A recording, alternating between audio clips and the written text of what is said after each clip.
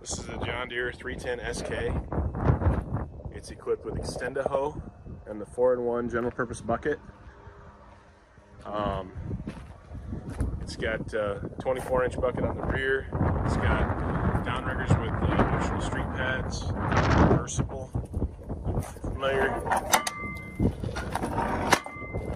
It's got right and left hand door.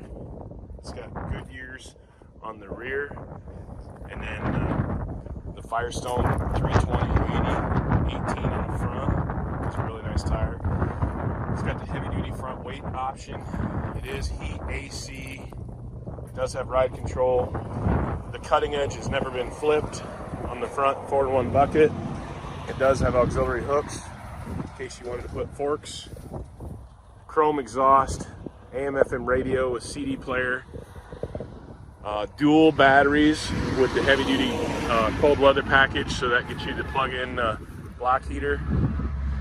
Like I said, it's got Extend-a-hoe on it. This is a local machine. It's got front windshield washer, rear wiper, the side auxiliary lights, rear backup alarm.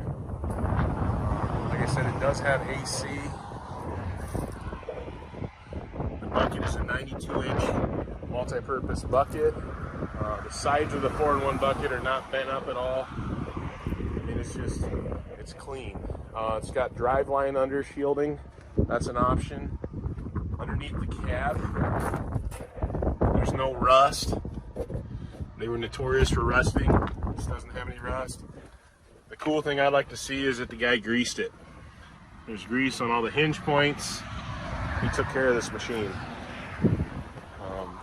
You know, some people see that as dirt, but that's a good thing if you know equipment. So anyways, feel free to reach out to us, give us a call on this one.